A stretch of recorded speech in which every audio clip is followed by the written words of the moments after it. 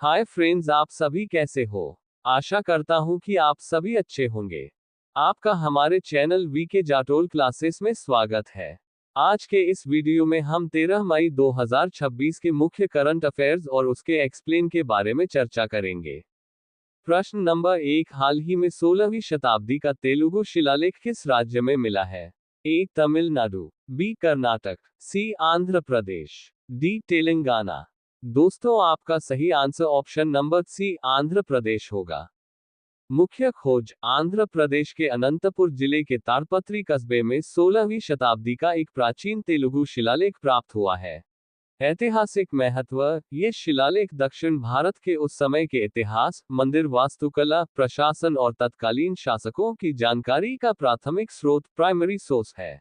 अध्ययन, एपिग्राफी, इसे एपिग्राफी कहा जाता है, जो पत्थरों या धातु पर उकेरे गए शिलालेखों का वैज्ञानिक अध्ययन है।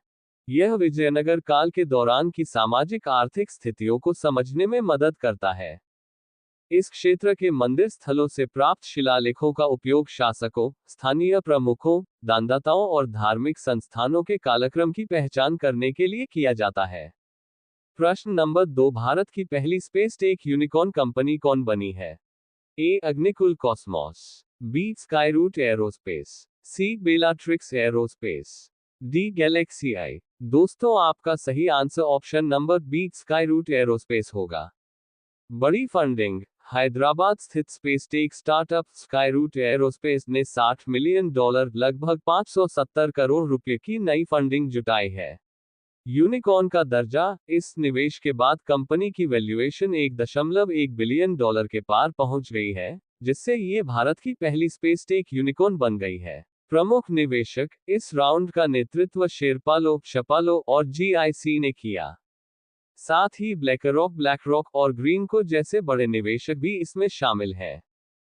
फंड का उपयोग, कंपनी इन पैसों का इस्तेमाल अपने विक्रम एक रॉकेट के लॉन्च, प्रोडक्शन क्षमता बढ़ाने और भविष्य के विक्रम 2 प्रोजेक्ट को विकसित करने में करेगी। खास उपलब्धि, स्काईरूट ने 2022 में भारत का पहला निजी रॉकेट विक्रम एस लॉन्च कर इतिहास रचा था।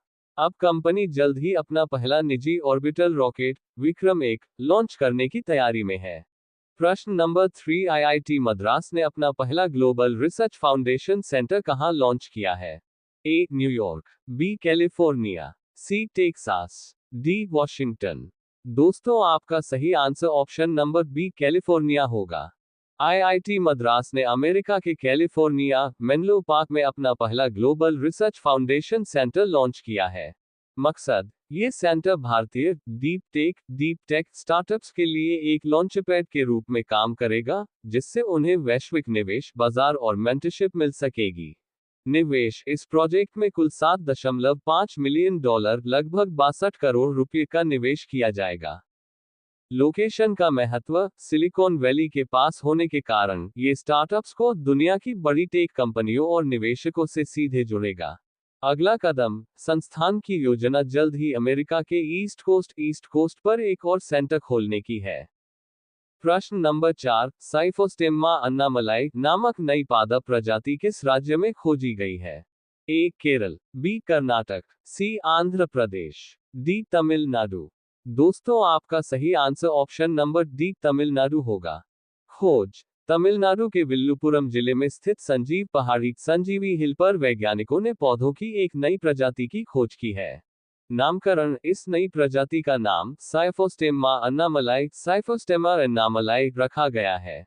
ये नाम अन्नामलाई विश्वविद्यालय के संस्थापक राजा सर अन्नामलाई चेट्टियार के सम्मान में दिया गया है। विशेषता, ये पौधा अंगूर के परिवार विटिसियाई से संबंधित है। यह उष्णकटिबंधीय शुष्क जंगलों ट्रॉपिकल ड्राई फॉरेस्ट्स में पाया जाता है। महत्व, इस खोज को अंतर्राष्ट्रीय जर्नल फाइटोटैक्सा में प्रकाशित किया गया है। अन्नामलाई विश्वविद्यालय के वनस्पति विज्ञान विभाग के प्रोफेसरों ने इसकी पत्तियों और फलों के अनोखे आकार के आधार पर इसकी पहचान की है। स्थान, ये खोज पूर्वी घाट के दक्षिणी हिस्से में पनाइमलाई के पास की गई है। प्रश्न नंबर 5, मातृ एवं शिशु स्वास्थ्य देखभाल के लिए कौन सा डिजिटल प्लेटफॉर्म लॉन्च किया गया है? ए जननी, बी संजीवनी, सी आरोग्य, डी सुरक्षा। दोस्तों आपका सही आंसर ऑप्शन नंबर ए जन्नी होगा।